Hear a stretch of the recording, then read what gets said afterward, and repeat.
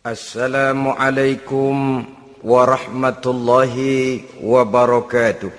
Waalaikumsalam warahmatullahi wabarakatuh. Bismillahirrahmanirrahim. Alhamdulillahi rabbil alamin.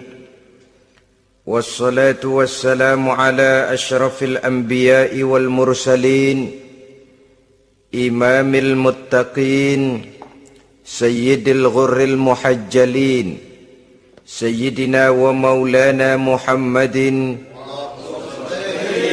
wa ala alihi wa ashabihil mujahidin at-tahirin, amma ba'du.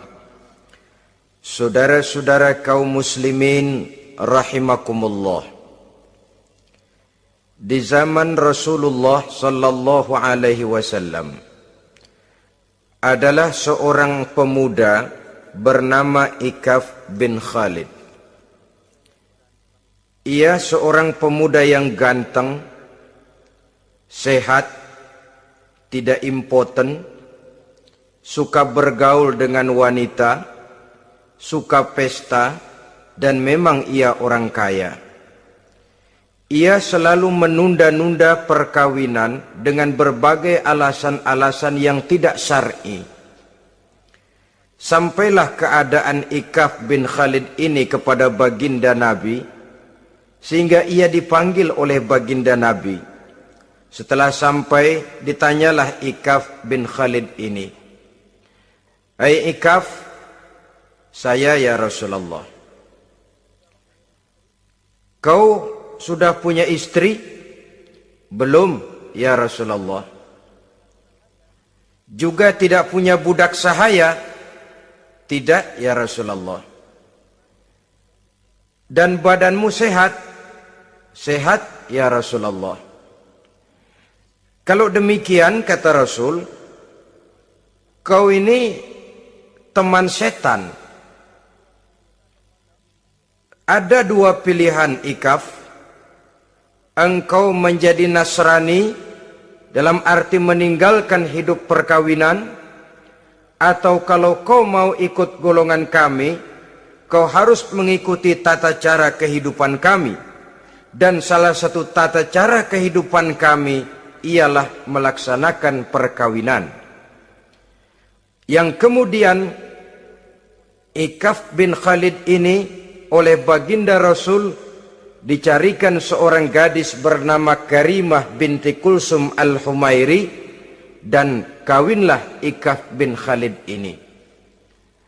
Dari riwayat singkat ini, saudara-saudara, Rasulullah sallallahu alaihi wasallam melihat bahwa kehidupan Ikaf bin Khalid ini adalah kehidupan yang lazimnya barangkali di zaman sekarang dinamakan kehidupan dari orang-orang yang gemar melakukan free sex, alias samenleven, alias hidup bersama tanpa melakukan pernikahan. Ia sehat, ia kaya, dan ia suka bergaul dengan wanita, sehingga gaya hidup yang sedemikian ini dikecam oleh Rasulullah sallallahu alaihi wasallam. Dua pilihan ditawarkan: menjadi pendeta Nasrani yang bebas dari ikatan perkawinan, atau kalau mau menjadi muslim, ikutlah cara hidup kami, kata Rasul. Dan di antara cara hidup kami adalah melakukan apa yang dinamakan dengan perkawinan. Sebagaimana yang kita maklum, manusia adalah makhluk berketurunan terus-menerus sebagai makhluk dua jenis, laki-laki dan perempuan. Keduanya jelas saling memerlukan, saling membutuhkan. Kita laki-laki perlu perempuan, perempuan juga perlu laki-laki. Walaupun perempuan pora-poranya lebih pintar daripada laki-laki.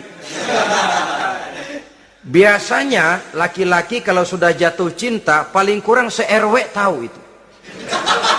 Sana bicara, kemari bicara. Perempuan lebih pandai menyimpan perasaannya. Nah, pada laki-laki diciptakan zat laki-laki yang dinamakan spermatozoa dan pada perempuan terdapat indung telur yang dinamakan ovum. Kedua zat itu harus bertemu, dan untuk itu Allah Subhanahu wa taala menciptakan kekuatan tarik-menarik antara laki-laki dan perempuan. Diciptakan laki-laki dalam biologis yang laki-laki, diciptakan perempuan dalam biologis yang perempuan. Lemah, gemulai, lembut, menarik, ayu, lemot, denok, geboy. Diciptakan magnet yang merupakan kekuatan tarik-menarik antara laki-laki dan perempuan. Dan bila ada persesuaian, maka akan terjadilah persatuan tubuh yang disebut koitus. Bila pada saat itu kebetulan terjadi pengeluaran ovum, maka kedua zat itu akan bertemu di dalam diri perempuan. Dan inilah yang dinamakan konsepsi, yakni permulaan pembinaan jasmaniah makhluk baru dalam rahim seorang perempuan. Inilah makna firman Allah dalam surah An-Nisa ayat pertama.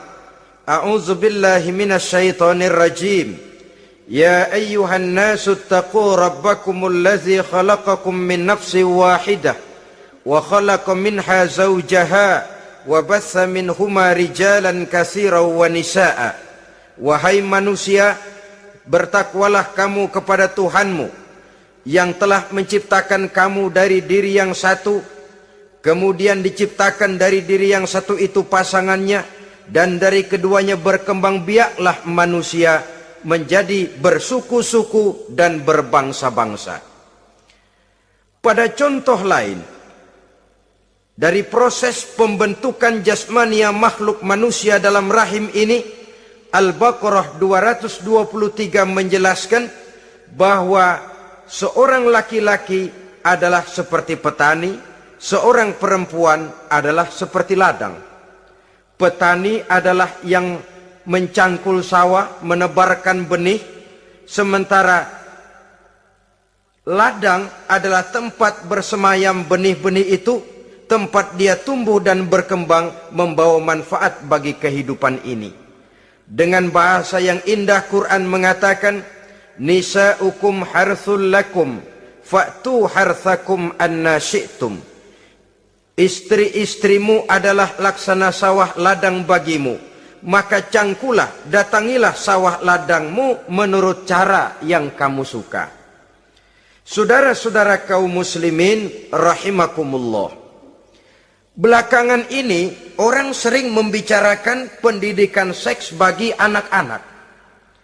Menurut pendapat saya, walaupun itu diperlukan, tapi tidak harus dilakukan secara menggebu, dan masih banyak hal-hal mendesak lainnya yang lebih perlu dibicarakan ketimbang bagaimana memberikan pendidikan seks kepada anak-anak kecil. Barangkali yang memerlukan, yang sering bertanya tentang seks cuma terbatas kepada anak-anak kecil di kota-kota besar, yang oleh perkembangan teknologi dan komunikasi, daya pikirnya memang sudah sedemikian maju. Tapi berapa ribu jumlah anak-anak kecil yang semacam itu? Selebihnya puluhan juta anak-anak kecil yang tinggal di daerah-daerah terpencil, di provinsi-provinsi lain, di luar keramaian, yang sama sekali belum perlu untuk hal-hal yang semacam itu. Haruskah cuma untuk membela yang 1.000 atau 2.000 orang ini saja, lalu kita mengabaikan yang puluhan juta adanya? Kita masih harus membicarakan bagaimana kurikulum pendidikan yang mapan. Kita harus membicarakan bagaimana sistem pendidikan yang memadai. Saudara-saudara, Quran sendiri harus kita katakan berbicara soal seks, tapi gaya bahasanya sopan. Ajaran yang terkandung di dalamnya luhur, tidak terbuka belak-belakan. Saya khawatir disalahgunakan nantinya. Maklum ya, yang namanya anak-anak, sifat yang menonjol pada dirinya itu adalah hubbut taklid. Senang meniru.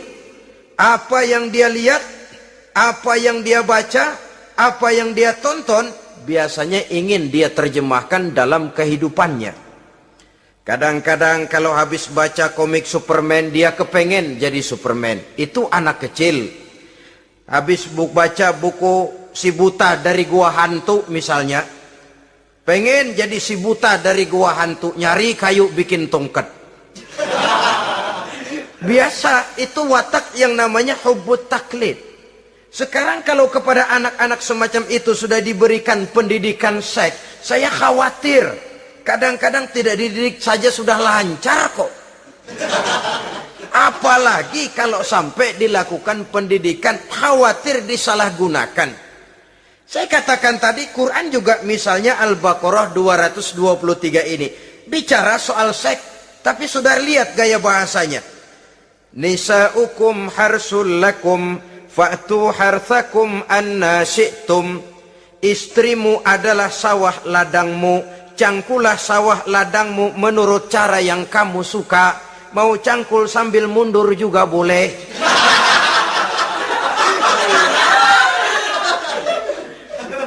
Teknik mencangkul terserah kita, asal yang dicangkul sawah ladang sendiri. Jangan sawah ladang orang lain dipaculin, marah yang punya. Kita lihat di sini betapa dalam gaya bahasa yang sopan Al-Quran berbicara soal ini. Saudara-saudara kaum muslimin rahimakumullah, kesenangan melakukan hubungan seksual digerakkan oleh satu energi, oleh satu kekuatan dalam diri manusia yang dinamakan insting seksual atau libido. Dan libido merupakan energi yang terbesar dalam tubuh manusia. Ini harus disalurkan. Sebab kalau tidak, bahaya. Saudara tahu, bahaya itu lebih bahaya dari yang bahaya. Pakai tasdid dia, bahaya. Insting seksual apabila tidak disalurkan bisa menimbulkan berbagai macam gejala-gejala yang bisa mengganggu kesehatan diri atau mengganggu lingkungan. Nah, Islam tahu itu. Islam pun tidak ingin menghilangkan nafsu. Islam memberikan legitimasi penyaluran libido, penyaluran insting seksual melalui pintu yang disebut nikah. Dengan demikian, nikah merupakan pintu legitimasi untuk manusia di dalam ia menyalurkan insting seksualnya atau libidonya atau kecenderungan untuk melakukan hubungan seksual. Tetapi saudara-saudara, oleh karena yang dinamakan nikah tidak cuma berisi hubungan seksual, tapi juga berisi tanggung jawab dan kewajiban, berisi hak dan pengertian, berisi ketenangan dan sebagainya, maka orang pada umumnya biasanya ingin mencari resiko yang lebih ringan. Hubungan seksnya mau, nikahnya ogah. Sebab apa? Karena nikah itu tidak cuma merupakan hubungan seksual saja.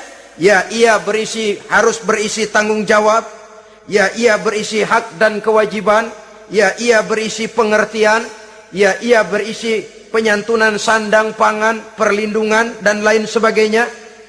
Orang lalu mengambil jalan pintas. Sehingga terjadilah kecenderungan gaya hidup yang disebut Samen Leven. Yang berangkat dari free love untuk kemudian mengarah kepada free sex. Hidup bersama tanpa diikat dengan tali pernikahan. Akhirnya apa? Kalau dirasakan cocok, ya terus. Kalau nggak cocok, ya bubar. Tidak ada satu ikatan spiritual. Kalau demikian halnya, maka manusia belum terlalu jauh nilainya daripada makhluk bernama binatang. Yang penyaluran insting seksualnya tidak perlu diikat dengan pintu yang bernama nikah. Orang ingin mengambil jalan pintas, potong kompas, mau enak lalu tidak mau resiko. Hubungan seksualnya mau, tapi kemudian pernikahannya tidak mau. Akibatnya pada satu segi prostitusi. Saudara tahu prostitusi? pelacuran meningkat, perkara apa latar belakangnya itu bukan soal kita, tetapi kemudian terjadilah proses yang dinamakan prostitusi, atau kalau tidak terjadilah pergaulan bebas di dalam kehidupannya. Saudara-saudara kaum muslimin rahimakumullah, Islam pada hakikatnya memberikan alternatif, sehingga Nabi mengajarkan dalam satu hadis, ya ma'syaras syabab, wahai para pemuda, man istata'a minkumul ba'at, barang siapa di antara kamu mampu memberi nafkah. Ba'at di sini diartikan nafkah. Nafkah apa? Nafkah zahir, nafkah batin. Itu arti ba'at. Hai para pemuda, siapa di antara kamu yang sudah sanggup memberikan nafkah, baik zahir maupun batin, hendaklah dia melakukan perkawinan. Jangan lupa ini, man istata'a minkumul ba'at, yang mampu memberikan nafkah baik zahir maupun batin, hendaklah dia melakukan perkawinan. Kadang-kadang ada juga anak muda nekat banget, main derulung aja, nggak nengok kiri, nggak nengok kanan, tidak memahami yang namanya ba'at. Ba'at ini nafkah zahir. Nafkah zahir itu apa? Ya sandang, ya pangan, ya perlindungan. Nafkah batin itu apa? Ya kasih sayang, ya pengertian, ya termasuk di dalamnya melakukan hubungan seksual. Kalau itu cuma dasar itu, rasanya mah setiap kita mampu. Tapi kan tidak cuma itu yang jadi modal bagi satu perkawinan. Siapa di antara kamu yang sudah mampu memberikan nafkah, hendaklah dia kawin. Fa illam yastati', tetapi apabila dia tidak mampu memberikan nafkah itu, fa alaihi bisyam, hendaklah dia melakukan puasa. Sebab apa? Puasa ini esensinya kemampuan mengendalikan hawa nafsu. Umpamanya ada pemuda, badannya sehat, tidak sakit, tetapi dia belum mampu untuk memberikan nafkah. Sementara temperamennya termasuk tegangan kelas tinggi, gak boleh kecolek dikit mau ngedredet aja. Yang semacam ini oleh Nabi, fa'alaihi bisyam, kalau memang belum mampu memberikan nafkah, hendaklah puasa. Sebab apa? Puasa lebih mengendalikan diri.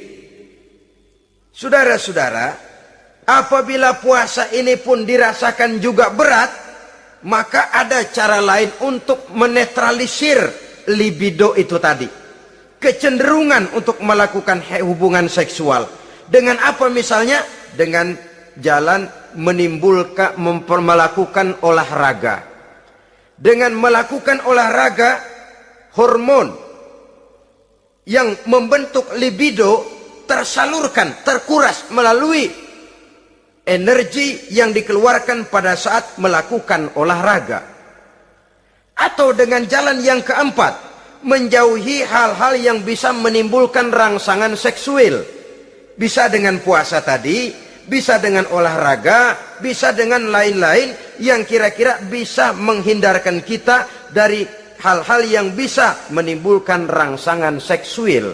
Sehingga Al-Quran pada surah Al-Isra ayat 32 berpesan, la taqrabuz zina innahu kana fahishatan wa sa'a sabila.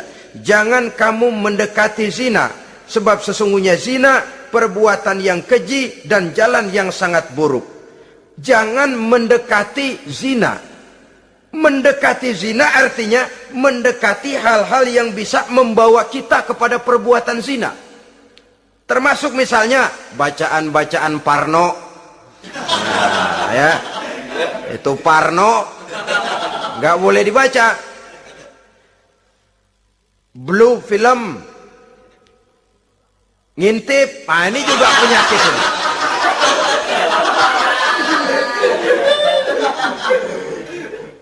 Itu termasuk dalam larangan la taqrabu zina. Jangan kamu mendekati hal-hal yang bisa menyebabkan kamu jatuh kepada zina. Kalau itu didekati, besar kemungkinan kita akan terperosok ke dalamnya. Sehingga pepatah bilang, kalau takut jatuh ke sungai, jangan main di pinggir sungai.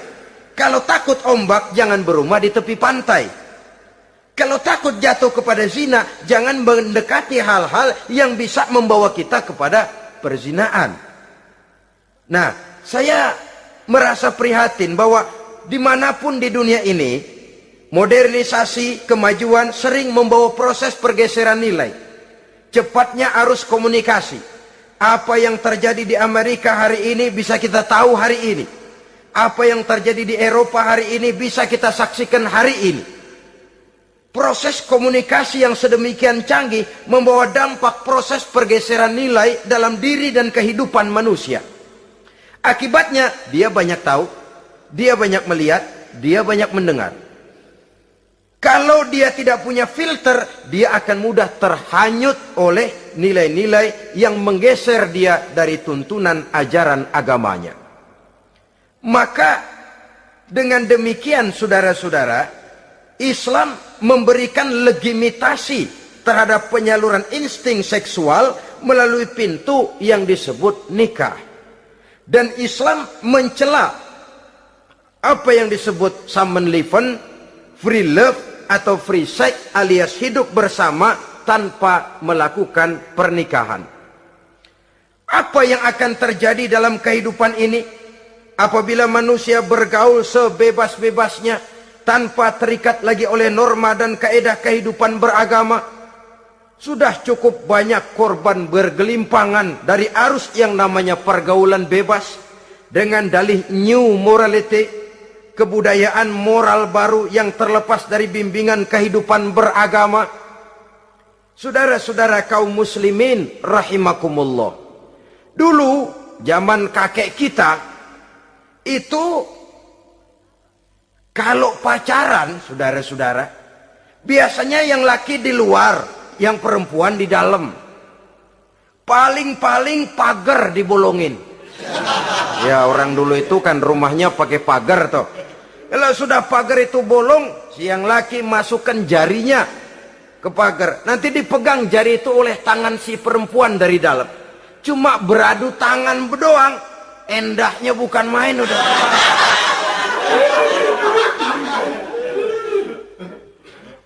Sekarang saudara-saudara, saya lihat kayak orang beli sepatu. Orang beli sepatu curang banget. Beli mah belum tentu jadi, nyedengin hayo aja.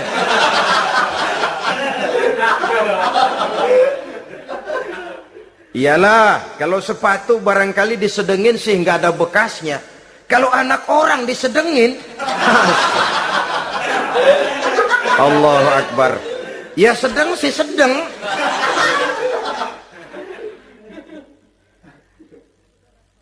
Saudara-saudara kaum muslimin rahimakumullah, terhadap pintu legitimasi ini pun kalau manusia sudah sanggup melakukan ba'at, baik nafkah zahir maupun nafkah batin, kalau itu tidak bisa dia lakukan, hendaklah dia menjaga diri dari hal-hal yang bisa menjerumuskan dia ke tempat zina.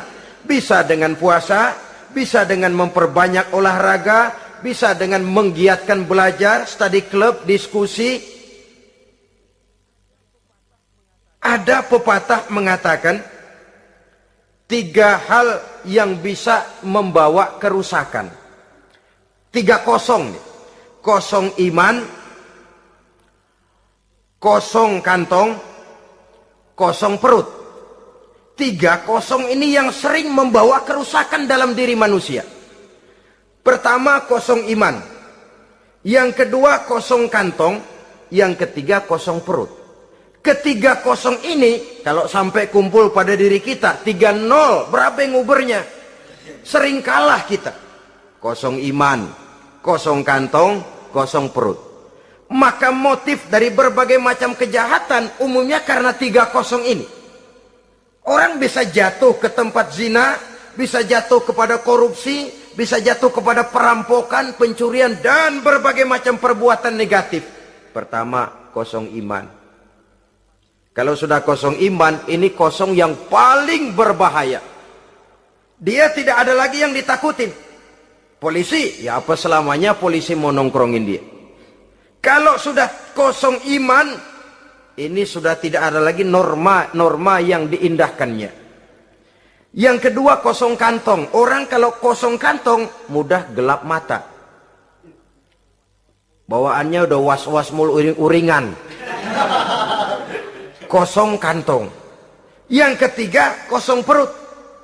Kosong perut ini lapar, kemiskinan maksudnya, bisa membuat orang jadi jahat, bisa membuat orang menjadi pelacur, bisa membuat orang jadi koruptor, bisa membuat orang jadi penjahat. Itu motifnya karena kosong perut. Dari 3 kosong ini yang paling berbahaya sesungguhnya kalau orang sudah mengalami kosong iman. Perut kosong, kantong kosong, tapi iman penuh, masih ada rem. Ya.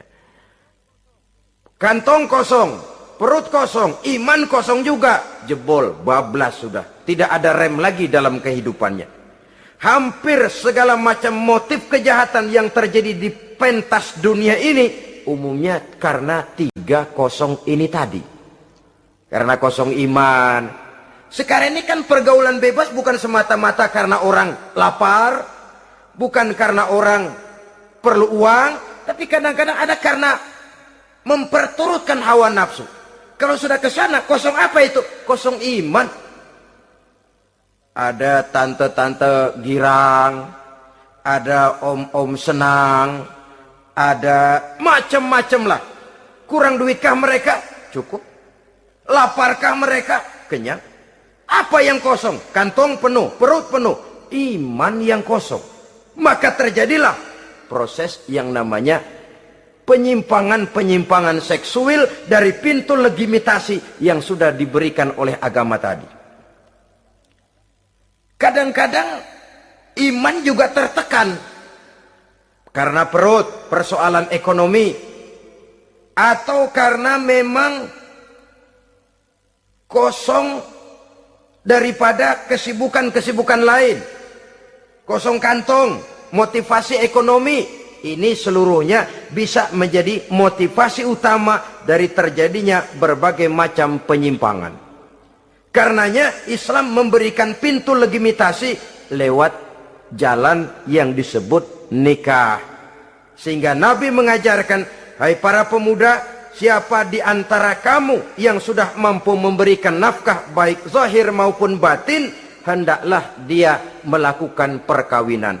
Sebab sesungguhnya perkawinan lebih memelihara pandangan, lebih memelihara kehormatan diri. Dari segi pandangan lebih terpelihara, dari segi kehormatan diri juga lebih terpelihara. Diberikan legitimasi lewat pintu yang halal bernama nikah. Kalau sudah didapat dengan cara yang halal, menikmatinya pun enak. Tetapi sesuatu yang didapat dengan jalan haram, menikmatinya pun gak enak, saudara-saudara. Celingak-celinguk. Contoh yang paling dekat, kucing aja kucing. Kucing ya, kalau memang ikan boleh nyolong dia curi di dapur ikan itu. Makannya nggak tenang dia. Matanya selata plotot. Ada kaleng jatuh, lari kencang bener dia. Rupanya kucing sendiri tahu kalau yang dia makan itu barang curian. Tapi kalau ikan kita yang kasih tuh ikan, kucing geledek bunyi, anteng aja dia. Kenapa? Dia tahu benar ikan yang dia makan itu ikan yang didapat dari pemberian orang, resmi, formal, sah. Begitu juga hubungan seksual ini. Kalau resmi diikat dengan tali pernikahan, orang tenang-tenang saja. Hah? Tenang, aman, ayem, tentram. Tapi kalau yang nyolong-nyolong, lihatin dah. Segera dibopun pisang. Mana nyamuk gede-gede banget, gerusak, gerusuk. Hansip lewat kabur dia. Padahal Hansip mah lagi ronda. Tapi ada semacam perasaan bahwa ini belum waktunya. Itu yang tidak bisa mendatangkan ketenangan dalam menikmati hubungan seksual itu tadi. Saudara-saudara kaum muslimin rahimakumullah. Jadi akibat dari pergaulan bebas, free sex ini, bahaya yang pertama tadi itu. Hilangnya ketentraman dalam hidup. Mungkin orang lain tidak tahu. Hansip nggak lihat. Orang tua bisa kita bohongin. Tapi ketentraman. Was-was. Apalagi kalau kita merasa bahwa ini akan menimbulkan satu akibat. Entah dalam bentuk nantinya terjadi kehamilan. Si laki-laki juga tidak tenang. Khawatir kalau nanti dituntut. Si perempuan juga setelah melakukan pergaulan bebas itu hilang ketentraman hidupnya. Apalagi kalau dia harus kehilangan sesuatu yang sangat berharga dalam kehidupannya. Kegadisan katakanlah, keperawanan katakanlah begitu. Sesuatu yang semestinya dijaga dan dijunjung tinggi. Tapi kadang-kadang memang cinta, inilah yang namanya cinta. Sehingga cinta itu katanya buta. Kalau sudah buta, apa saja terasa jadi indah, apa saja diserahkan. Akibatnya mahkota yang paling berharga sering hancur berantakan sebelum pada waktunya. Akhirnya ketentramannya hilang. Hidupnya gundah, gelisah. Pada mulanya memang dia tidak merasa cerah, segalanya menjanjikan dan menyanyikan keindahan. Tapi setelah proses pergaulan itu terjadi, dia kehilangan kegadisannya, si pemuda resah, si gadis pun gelisah. Apa yang dia tunggu? Jangan-jangan. Nah, jangan-jangan. Jangan-jangan. Ini biasanya tanggal segini sudah keluar, ini kok belum. Waduh, jangan-jangan, jangan-jangan. Makin merana lah dia. Tidak ada lagi ketentraman dalam hidupnya. Akibatnya kegelisahan itu lalu tumbuh dalam hidupnya. Kerjanya tiap hari hanya termanggu-manggu, menunggu dan menunggu dari waktu ke waktu. Tapi yang ditunggu tak mau tahu. Akan bicara lidahnya terasa keluh, sedang waktu terus berlalu. Hatinya terasa pilu, bagai diiris dengan sembilu. Mau keluar rasanya malu. Salah elu.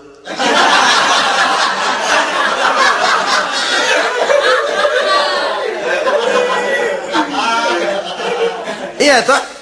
Salah elu. Ngapa nggak sabar nunggu pengulu?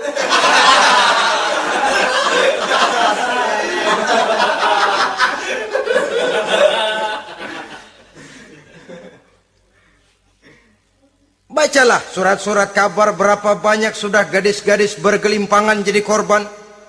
Berapa banyak sudah bayi-bayi yang lahir ke dunia ini tanpa tahu kemana dia harus memanggil bapak. Apakah deretan jumlah korban ini masih harus terus bertambah, bertambah dan bertambah?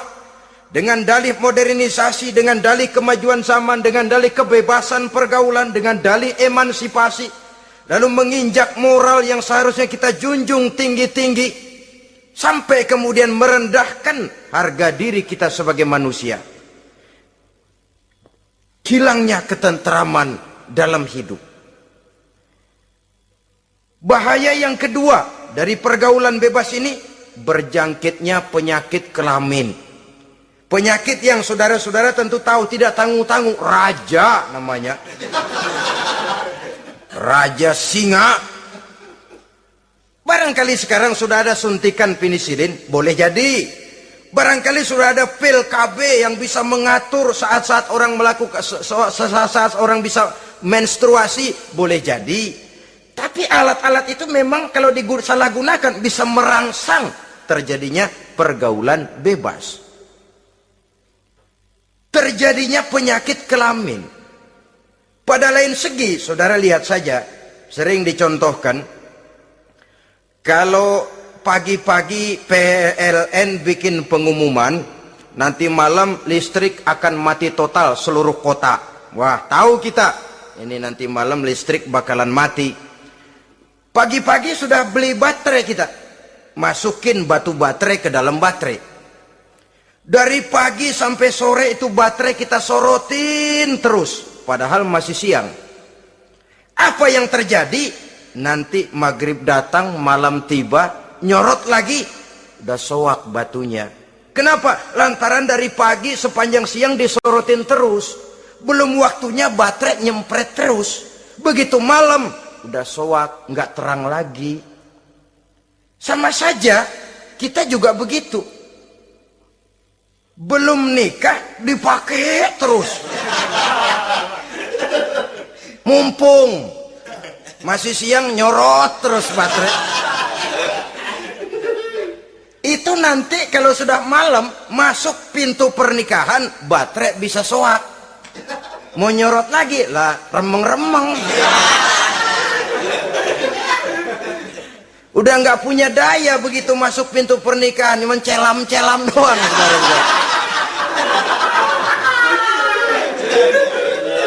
Kata orang-orang bisa assalamualaikum doang, nggak masuk, keluar lagi udah. Permisi doang. Saudara hadirin yang saya hormati, jadi itu juga termasuk satu jenis penyakit yang nantinya tentu akan merusak dan mengganggu keharmonisan hidup berumah tangga. Apalagi kalau sampai di tempat-tempat yang merupakan prostitusi umum, yang segala macam jenis bisa tumplek-blek di situ. Kita bisa bayangkan jenis penyakit-penyakit yang tumbuh di sana. Jadi dengan demikian saudara-saudara, yang kedua bahaya dari free sex ini bisa menimbulkan penyakit kelamin. Yang ketiga, mengganggu kelangsungan keturunan. Apalah dosanya anak-anak kita kalau mereka harus terlahir dengan membawa penyakit yang diwariskan oleh orang tuanya? Sudah kita ini bersalah, kesalahan itu terus diteruskan oleh anak kita juga. Alangkah kejamnya kelangsungan daripada keturunan. Sehingga dengan demikian saudara-saudara, kalau Islam memberikan pintu legitimasi lewat aturan yang disebut pernikahan atau perkawinan, maka itu memang untuk kepentingan dari kemanfaatan manusia itu sendiri. Penyakit yang keempat dari bahaya free sex ini, kita tahu bahwa seks memperturutkan nafsu seks itu sama dengan bayi. Bayi kalau nggak disapi, saudara-saudara, disapih ya, diberhentiin nyusu, itu sampai SMP SMA juga ngempeng terus dia. Kadang-kadang seorang ibu kan berat, aduh anak saya mau disapih, kasihan. Terus jangan disapi, sampai SMA masih ngempeng dia. Nafsu begitu, kalau diperturutkan, tidak diblokir, ya terus dan terus. Umumnya nggak ada orang yang nggak ketagihan kalau sudah melakukan hubungan seksual. Sehingga ada orang terlambat nikah, ketika ditanya bagaimana kamu nikah, nyesel kenapa? Kalau tahu enak dari dulu aja.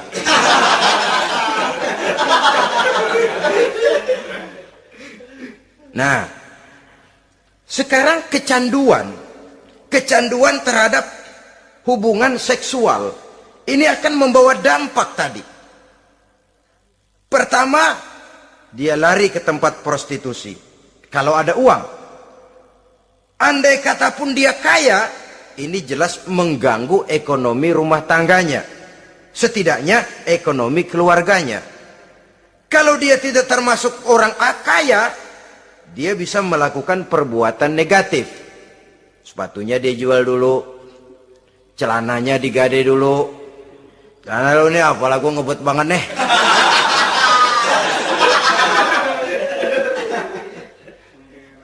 Itu sudah mengarah kepada ekonomi. Belum lagi penyakit yang kelima, bahwa free sex ini bisa membawa kehancuran karier. Saudara lihat ya, walaupun tidak karena free sex sepenuhnya, tapi pengaruhnya. Konon Julius Caesar yang begitu gagah perkasa, takluk dan bertekuk lutut di bawah kaki Cleopatra. Konon Napoleon Bonaparte, singa daratan Eropa, luas kekuasaannya, besar tentaranya, dia tunduk di bawah kaki Margaret Josephine. Bahkan konon Adolf Hitler yang begitu luar biasa cuma tunduk kepada Eva Braun. Baiklah, itu sejarah masa lalu. Yang sekarang yang kita alami, saudara, betapa seorang senator seperti Gary Hart, calon presiden unggulan di Amerika, brilian, jenius, cerdas, diunggulkan, masih muda. Betapa calon presiden ini harus mundur dan hancur karier politiknya cuma karena skandalnya dengan seorang hostess bernama Donna Rice. Ini di Amerika loh, di satu negara yang konon katanya menganut liberalisme, tapi begitu tingginya dijunjung nilai-nilai moral. Kalau dia terlibat begitu, bagaimana kalau dia jadi presiden nanti? Bahkan paling belakang, saudara-saudara, John Tower yang oleh Presiden Bush dicalonkan menjadi Menteri Pertahanan terpaksa ditolak oleh Senat. Oleh karena skandalnya, ya dengan minuman keras, ya dengan wanita. Saya katakan lagi, ini di negara yang kita katakan, kita tuding sebagai negara liberal. Di negara yang menganut mudah-mudinya pergaulan bebas, entah nilai moral dituntut sedemikian luhur, sehingga seorang bisa mengundurkan diri dari calon presiden karena terlibat skandal. Di Inggris pernah juga kejadian, di Italia pernah juga kejadian, seorang Perdana Menteri terlibat skandal dengan seorang pramugari pesawat udara, sampai kemudian dia dan seluruh kabinetnya membubarkan diri. Kehancuran karier. Karena bagaimanapun lemahnya wanita, perempuan sekalipun lemah, saudara-saudara, lelaki yang bagaimana gedenya juga dia telan. Itu namanya perempuan, saudara-saudara. Seseorang bisa bangkit ke panggung sejarah memegang peranan. Dari yang tidak pernah diperhitungkan bisa menjadi kekuatan yang diperhitungkan pun karena perempuan. Tapi seorang pun bisa ambles di telan perut sejarah juga karena perempuan. Kehancuran karier. Sebab pangkat yang tinggi, badan yang sehat bukan merupakan jaminan bahwa seseorang akan mampu menghadapi bujuk rayu dari seorang perempuan. Saudara-saudara kaum muslimin rahimakumullah. Oleh karena itu, mari sayangi diri, sayangi karier, sayangi ekonomi rumah tangga. Bertahun kita pergi pagi pulang sore peras keringat cari nafkah, menghidupi anak dan istri. Haruskah dia jadi hancur cuma oleh karena kecanduan kepada pelacur misalnya? Memang yang namanya pelacur tentu saja memikat, mempedaya, mempesona. Saudara-saudara kaum muslimin rahimakumullah. Karena apa? Karena yang dicari uang, mereka toh dagang. Taktik orang dagang tentu harus mampu memikat pembeli. Jangan lalu merasa senang. Waduh, ini malam mujur banget nih. Ngapa? Dapat yang baik banget sama gue. Waduh, ramah lagi orangnya. Udah endah aja udah. Ya wajar saja, namanya orang dagang. Sehingga orang-orang tua dulu punya pepatah, kalau Anda termasuk orang yang jarang senyum, jangan jadi pedagang. Pedagang wanyun mulu, siapa yang betah beli? Itu kan termasuk psychology of salesman. Memang caranya orang dagang yang mesti begitu. Dia membujuk, dia merayu, dia mempedaya, dia mempesona. Jatuh kita ke kerayuannya, sulit untuk bangkit kembali. Karena itu, jangan dibiasakan. Yang sudah terlanjur, tidak ada terlambat untuk menarik diri. Adalah lebih baik kita gila dulu baru benar, daripada benar dulu baru jadi orang gila. Kalau orang gila mau benar, ini gampang ngaturnya. Tapi sudah benar lalu gila, ini repot saudara-saudara. Dibilangin apa-apa dia pernah jadi orang benar. Lebih baik kita memulai hidup ini dengan lembaran kelabu. Kalau pada akhirnya kita bisa mengganti dengan lembaran-lembaran putih. Daripada kita mulai dengan lembaran putih kalau akhirnya jadi kelabu. Yang paling baik tentu putih sejak lembaran pertama sampai kepada lembaran terakhirnya. Saudara-saudara kaum muslimin rahimakumullah. Lalu selain zina, apa penyimpangan-penyimpangan seksual itu? Ya, penyimpangan yang umum yang tidak dilakukan oleh sepasang suami istri dinamakanlah dia dengan zina. Tapi kadang orang mencari jalan lain untuk menyalurkan insting seksualnya itu. Ada misalnya dia puasa emang kagak doyan, budek seharian kagak makan, capek. Olahraga ndak suka olahraga. Sementara tegangannya tegangan tinggi. Baca buku yang parno seneng. Kalau ngomong selalu yang nyerempet-nyerempet. Akibatnya apa? Dia puasa tidak, olahraga tidak. Dia bisa jatuh kepada yang disebut onani atau masturbasi. Ada ulama mengharamkan ini, ada yang memakruhkan saja. Tapi bagaimanapun itu merupakan satu perbuatan dosa. Sungguh pun oleh ilmu kedokteran tidak dipandang sebagai sesuatu yang membahayakan barangkali. Tapi pada umumnya lalu lahir rasa minder, rasa rendah diri. Dan masturbasi atau onani itu termasuk zina tangan. Ya walaupun dosanya tidak sebesar zina biasa. Sebab jangan lupa mata bisa zina. Zina mata yang memandang sesuatu yang haram. Tangan bisa zina, zina tangan termasuk onani. Hidung bisa zina, zina hidung. Ya saudara lebih tahulah. Ini termasuk jenis penyimpangan. Atau kemudian ada lagi jenis lain. Seseorang yang menyalurkan insting seksualnya kepada makhluk sejenisnya. Laki-laki kepada laki-laki. Itu yang kita kenal dengan istilah homoseksual. Itu bukan barang baru itu. Di zaman Nabi Lut itu sudah terjadi dan mereka dikutuk oleh Allah Subhanahu wa taala. Homoseksual itu termasuk dosa besar. Sekarang ini orang malah menuntut dilindungi haknya. Sehingga kaum gay di Amerika itu pernah demonstrasi menuntut perlindungan hak. Bahkan mereka sudah tidak perlu sembunyi-sembunyi lagi. Bahkan ada yang hidup berumah tangga.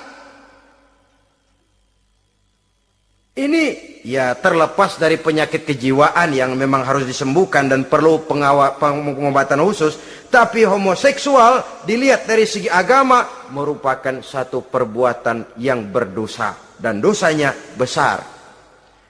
Atau perempuan dengan perempuan. Itu yang kita kenal dengan istilah lesbian. Kadang-kadang karena patah hati ngelihat laki bawaannya udah gedek aja udah. Tadinya kebangatan digombalin, kebangatan percaya penuh. Habis turayuan 17 lapangan keluar semua. Akhirnya dia berhadapan dengan kenyataan yang membuat dia kecewa. Broken, benci kepada laki-laki. Ada yang bersimpati sesama jenisnya. Terjadilah pergaulan intim sesama perempuan. Itu yang kita kenal dengan istilah lesbian. Dan itu pun merupakan penyimpangan yang juga berdosa pelakunya. Dua. Ada penyimpangan lain yang disebut eksibisionisme. Apa itu? Seseorang memperoleh kepuasan seksual apabila dia memamerkan, ngunjuk-ngunjukin. Ini termasuk penyakit kejiwaan, penyakit pameran. Memamerkan auratnya kepada orang lain. Di situ dia merasakan satu kepuasan. Jangankan memamerkan ya, dalam artian memperlihatkan. Melihat begitu saja sudah bukan perbuatan yang baik, apalagi sampai memamerkan. Kemudian juga termasuk penyimpangan ini apalagi? Apa yang dinamakan dengan masosisme. Apa dia? Seseorang yang baru mendapat kepuasan seksual melalui penderitaan, penyiksaan, atau dikenal juga dengan sadisme ini. melakukan hubungan seksual melalui penyiksaan, penghinaan, penderitaan. Di sana dia merasakan ada kepuasan seksual. Ini merupakan penyimpangan yang berbahaya. Sudah hubungan seksualnya di luar pernikahan berbahaya dan berdosa besar, membuat orang lain menderita dan sakit, itu juga merupakan suatu perbuatan dosa. Kemudian yang kelima, apa yang disebut dengan pedofilia. Belakangan ini kita sering baca surat kabar atau majalah, ada orang tua berhubungan dengan anak kandungnya sendiri. Inna lillahi wa inna ilaihi raji'un. Ini udah bapak moyangnya dosa ini. Sudah zinanya dosa dilakukan kepada anak kandung sendiri. Bahkan pernah 2 orang anak kandungnya masih SMP digarap sekaligus oleh bapak kandungnya sendiri. La haula wa la quwata illa billah.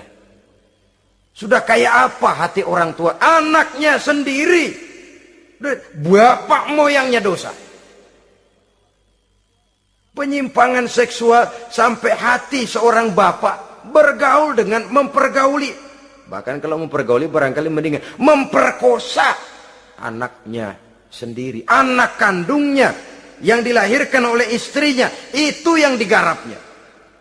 Saudara-saudara kaum muslimin rahimakumullah. Begitulah memang makin maju zaman, makin canggih teknologi, makin canggih juga kriminalitas di dalam dunia ini. Namun seperti kita maklum, polisi punya satu teori. Kejahatan bisa terjadi karena 2 faktor yang dinamakan faktor N dan K. Niat dan kesempatan. Niat ada, kesempatan tidak ada, sulit untuk berbuat jahat. Kesempatan ada, niat tidak ada, tidak jadi orang berbuat jahat. Tapi di antara 2 faktor ini, yang paling utama sesungguhnya adalah faktor N, faktor niat. Kalau niat sudah kuat, kesempatan bisa diciptakan, waktu bisa ditunggu, momen bisa dinantikan. Tapi kalau niat yang tidak ada, bagaimanapun banyak kesempatan, kita tidak akan mungkin untuk bisa melakukan kejahatan karena faktor niat itu yang tidak ada. Oleh karena itu agama mengajarkan, ala inna fil jasadi mudghah, iza salahat salahal jasadu kulluh, wa iza fasadat fasadal jasadu kulluh, ala wahiyal qalbu. Ketahuilah bahwa dalam tubuh manusia ada segumpal daging. Jikalau daging itu baik, seluruh tubuh akan menjadi baik. Jikalau daging itu rusak, seluruh tubuh akan menjadi rusak. Ala wahiyal qalbu, ketahuilah bahwa daging itu tidak lain adalah hati. Jadi kalau tubuh manusia ibarat satu kerajaan besar, yang menjadi raja adalah hati. Seluruh anggota badan yang lain merupakan prajurit yang hanya tunduk kepada komando sang hati. Bila hati baik, seluruh anggota tubuh dan panca indera akan menjadi baik. Tapi bila hati rusak, maka seluruh anggota tubuh akan melakukan kerusakan. Tangan akan melakukan kerusakan. Kaki akan berjalan ke tempat yang rusak. Lidah akan membicarakan yang rusak. Mata akan memandang yang rusak. Telinga akan mendengar yang rusak. Dan selanjutnya karena hati memang sudah kotor. Maka bicara soal hati artinya bicara soal niat. Bicara soal niat kaitannya erat dengan faktor keimanan. Oleh karena itu di tengah kemajuan zaman kesempatan bisa diciptakan. Yang jadi kendali dan kendala utama daripada kita terjerumus melakukan kejahatan tidak lain adalah faktor iman adanya. Di kota-kota besar sekarang ini apa yang tidak tersedia? Sejak dari minuman keras sampai kepada perjudian, sampai kepada pelacuran, baik yang berterang-terangan maupun pelacuran-pelacuran yang terselubung dan terhormat. Sejak dari kelas koran sampai kelas hotel bintang 5, sejak dari kelas di pinggir lapangan sampai kelas di motel-motel mewah dan mahal, sejak dari kelas murahan sampai kelas super VIP dan lain sebagainya. Ini seluruhnya merupakan fasilitas kehidupan yang kita harus pandai memilah dan memilih dan punya filter dalam kehidupan. Allah Subhanahu wa taala memberikan pilihan. Alam naj'al lahu 'ainaini wa lisanan wa syafatain wa hadainahu najdain. Bukankah kami ciptakan bagi manusia itu dua mata, satu lidah, dua bibir. Wa hadainahu najdain, dan kami berikan mereka petunjuk dengan dua jalan. Manusia, ini jalan kanan, ini jalan kiri. Jalan kanan kau tempuh akan sampai ke surga. Jalan kiri kau tempuh akan sampai ke neraka. Sementara jalan ke kanan memang menanjak, banyak onak dan duri. Sementara jalan ke kiri memang kelihatannya menurun, bertabur bunga di kanan kirinya, harum dan mewangi. Falak tahamal aqabah. Kenapa kamu tidak mau menempuh jalan yang menanjak? Ini kecenderungan manusia. Ngapain nanjak, capek. Ini aja yang turun nih nggak pakai bertenaga. Ngapain kawin, repot lah pakai nyari nafkah, pakai kerja, ntar punya anak ribet lah, sama juga. Mendingan ke sono aja, no 2000 bersih udah.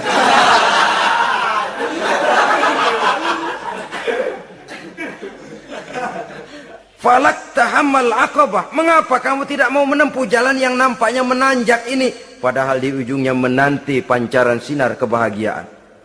Kau turuni jalan yang kelihatannya menurun ini, padahal di bawahnya menunggu jurang kehancuran yang sangat teramat dalam. Saudara-saudara kaum muslimin rahimakumullah.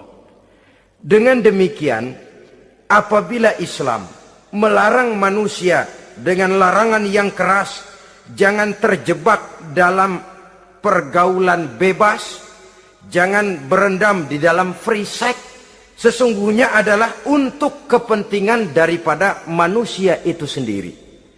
Untuk martabatnya sebagai makhluk yang mulia tetap terjaga, ketenangan dan ketentraman hidupnya tetap terpelihara, jauh dari segala macam penyakit kelamin yang bisa membahayakan dirinya dan keturunannya, membawa kemantapan dan kemapanan di dalam ekonomi, dan juga jenjang karier yang dititinya, jenjang karier yang ditempuhnya.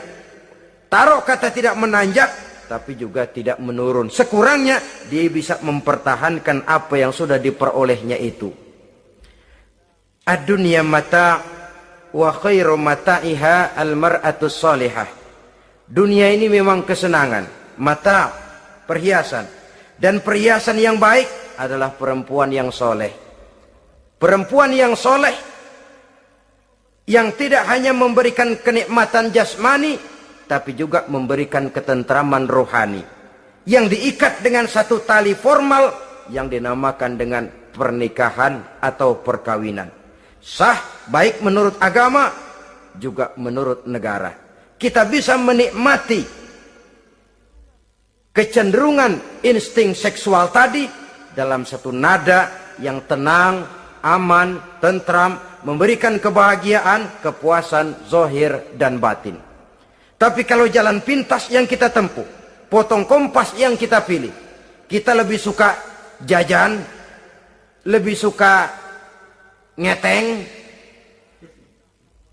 Nikah kan berat, bayar mas kawin, bawa uang belanja segala macam. Iya, tapi sekaligus. Setelah itu saudara boleh pakai seumur hidup, asal masih ada napasnya masih bisa dipakai.